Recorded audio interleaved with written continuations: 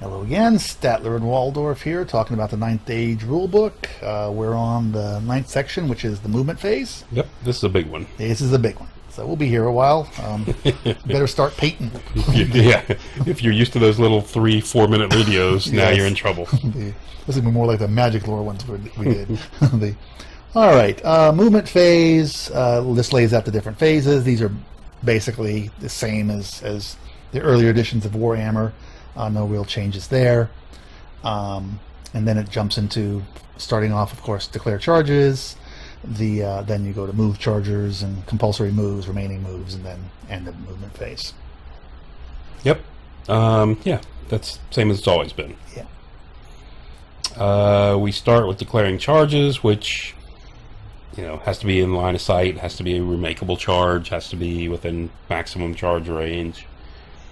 And then charge reactions, same as always, kind of. Mm-hmm. Hold, stand and shoot, flee, and you're allowed to redirect. A little clarification on the stand and shoot. They basically, I mean, it was an 8th too, but it was just hard to sometimes understand. Yeah. Yeah. The guys with pistols shoot you even if you never get in pistol range. Yeah. That's kind of odd, but it's what it is, right? Exactly.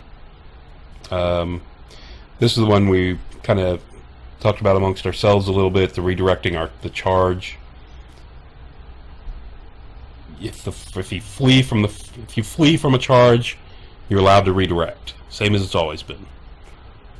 If that same unit, if you charge a unit, it flees, you elect to continue or do not redirect.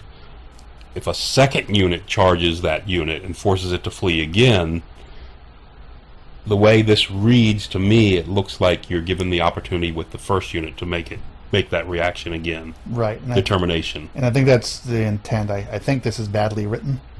Right. Because on one hand, it's written that you do declare charges, do reactions, and then you do redirects before you move on to the next unit. Right. Correct. But the wording here implies that you have an opportunity. Does that mean you've already done a redirect, but now you don't want to do the redirect because...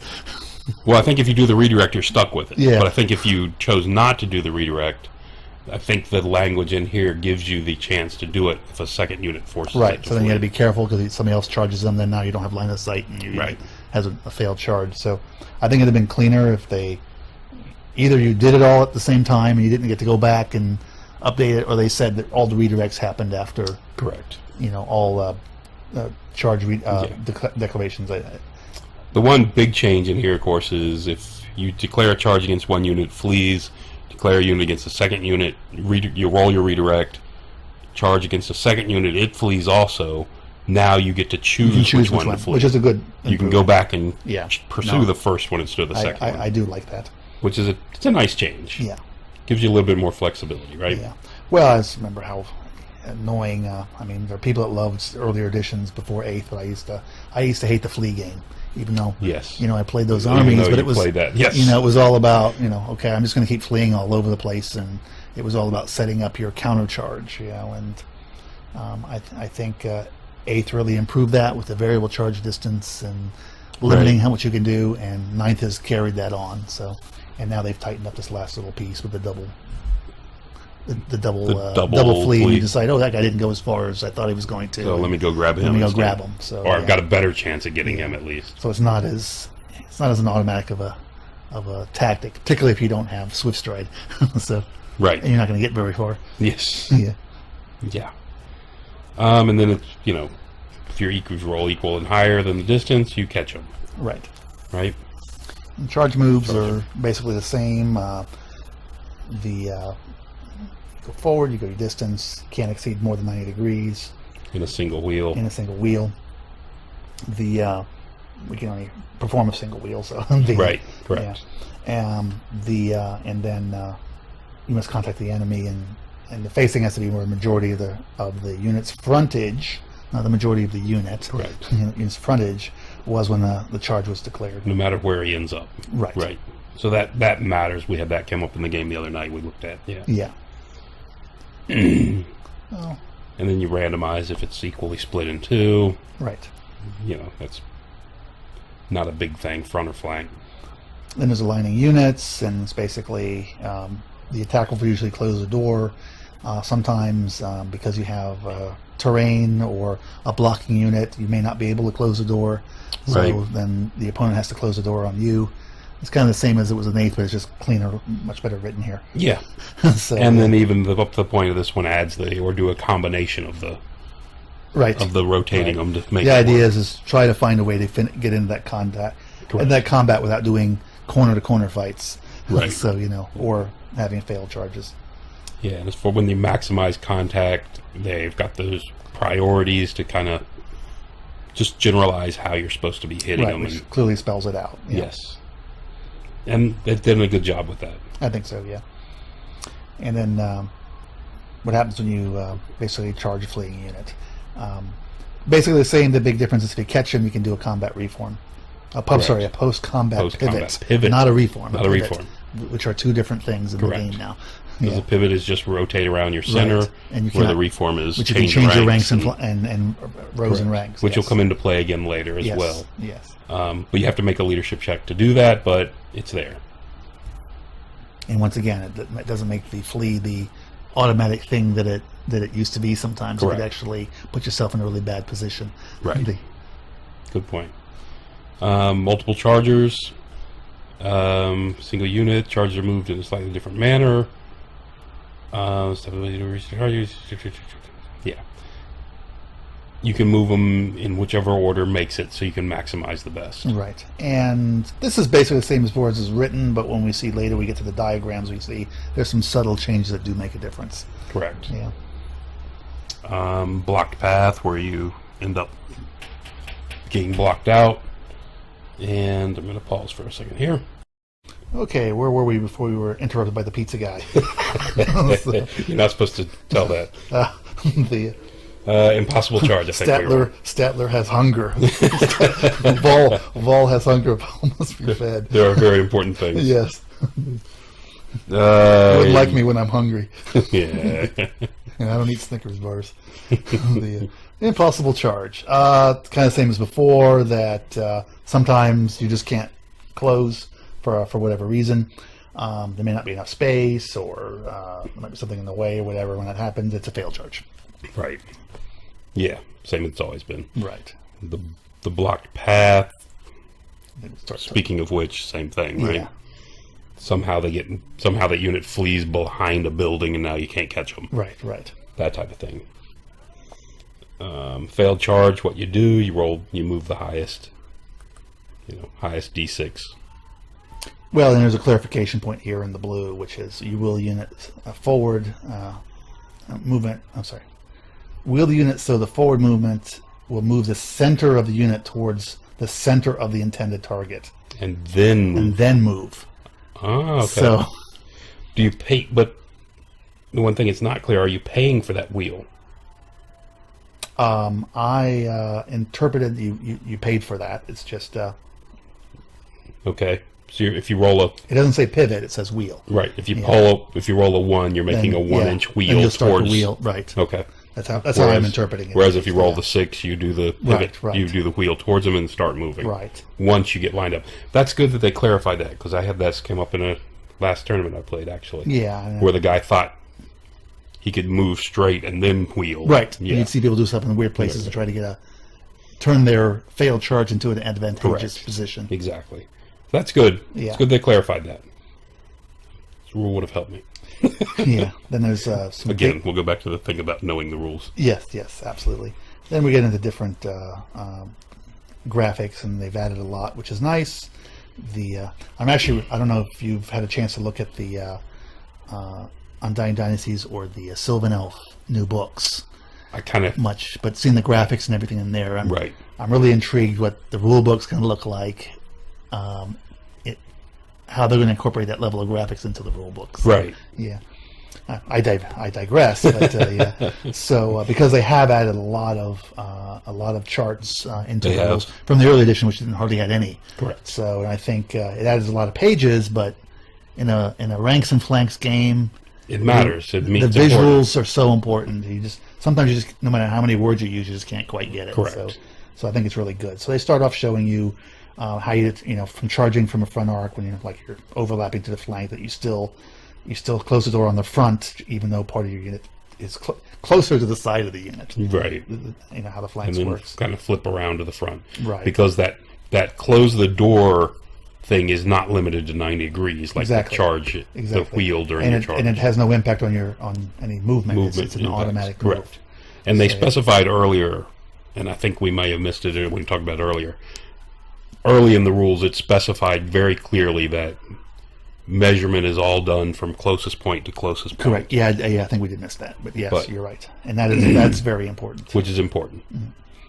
Then just shows just closing the door against charges where you have an impassable terrain. So shows how if you can't quite fit, and in the example, the defending unit pivots, does not necessarily pivot because in this case the charger could still do the movement and still get into contact without making them do it. So you can't just purposely try to run into something to make them turn. To expose their flank for later. If you can get in, you got to get in.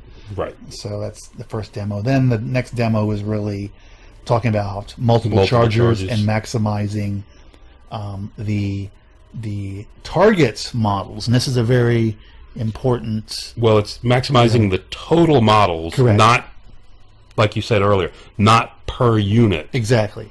So per total in combat. And I think that's what people get confused, like 2A, 2B here, where it shows this, I assume that's a chariot, the size of base. The one on the flank. And the flank, like, why isn't it required, because 2A is okay, why isn't it required to hit both models in like the flank? In 2B? Like in 2B. Well, because the first model is in contact with the green and the quadruple blue guys. So all the models of the defender are in contact that can be in contact, so the attacker is meeting his objective. Then they show how you can't do funky things like in 2C.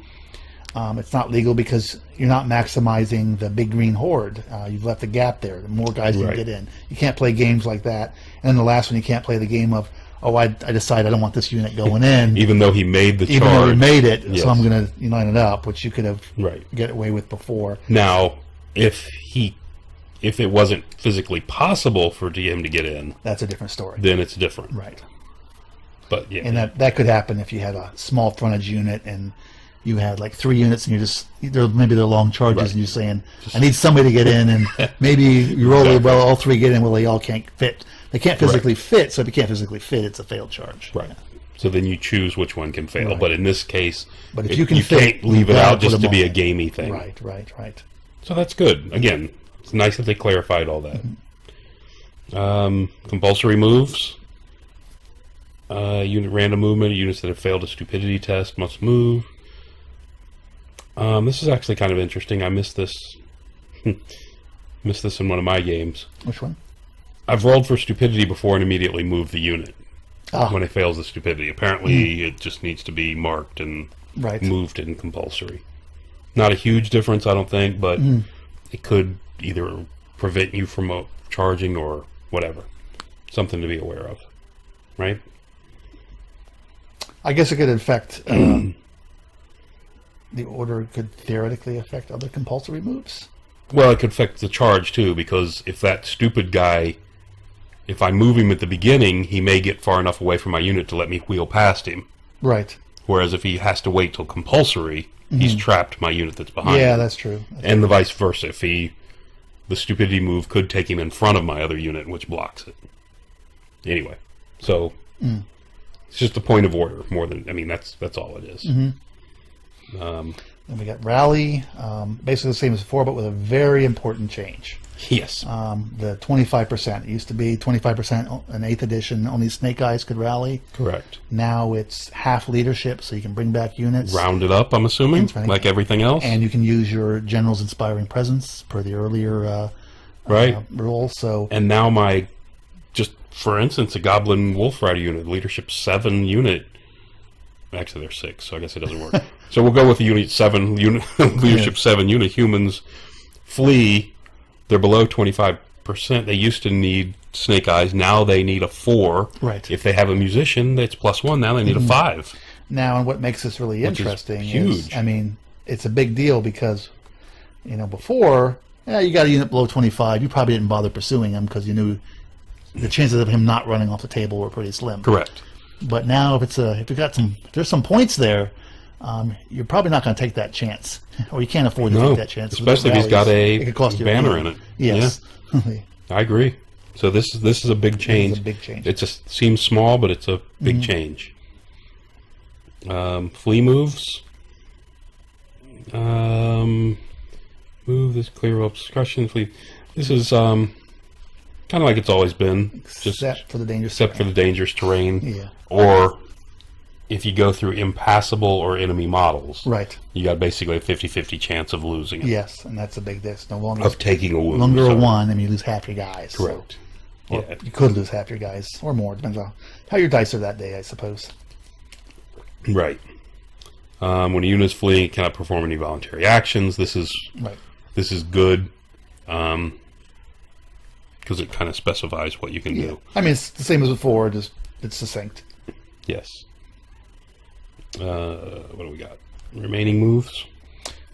And just a clarity on some of the magic things. You can't channel when you're fleeing. Correct. So, yeah. Which I think used to be the case. Yeah. I don't think it was clear before. I think you could channel. Yeah, you could. Yeah. Because channeling was considered an involuntary action before.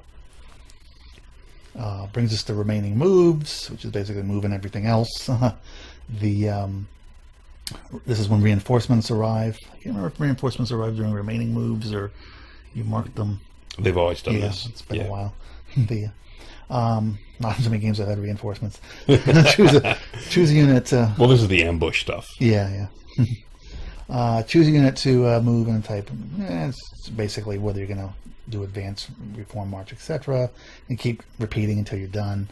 And then once you're done, phase ends. Advance move is just basically your standard moving. The interesting thing here, and there's going to be a chart going to talk a little bit about this, is no model can move more than its movement value from the start to the ending position. If the move was made as part of a swift reform, this distance is measured from the position after the reform.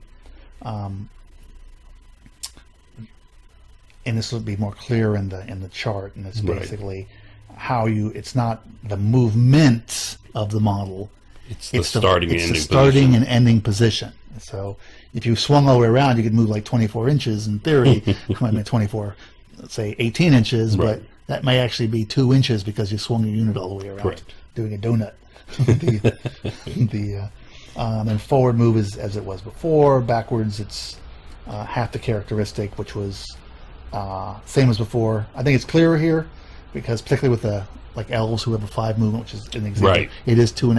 I remember having those discussions with whether people, it was rounded up or whether not. It was rounded or not, yeah. Right. So sidestep the same. Sidestep is exactly the same. March, double move.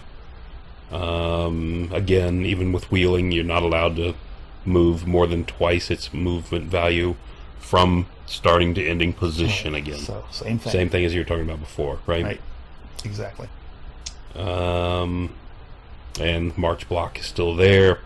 Nothing's changed there. You know, if somebody's within 8, you still have to take a leadership test to march. Right. That's still the same. Reform's a little different. It kind of ends up being the same, but they've just kind of clarified the way it works. It's a little goofy. You mark the center of the unit. Yeah. You remove it from the battlefield, place it back on the battlefield in any formation facing any direction, with the center in the same place. This should be called a teleporter rule. Yeah. I know what they're trying to do. It's kind of a funny way to... They're trying to stop the little gaminess that some people try to do with this. Yes. You know, as a joke, I had one of my opponents just messing around with me, stopped me from making a reform and actually made me pick it up off the table. Yes.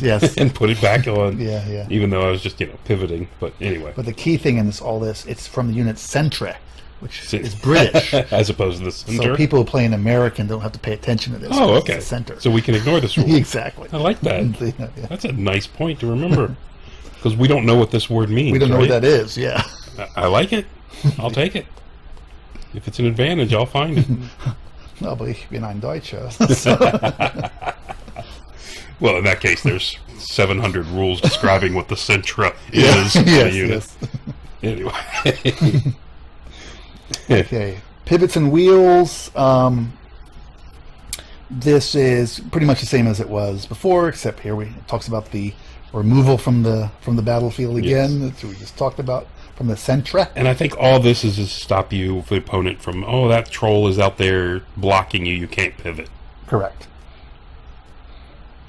And I think that that's from a mechanic. It's just basically you don't get into weird terrain issues because of this. Correct. Or blocking units. Blocking units or terrain. It takes care of that problem.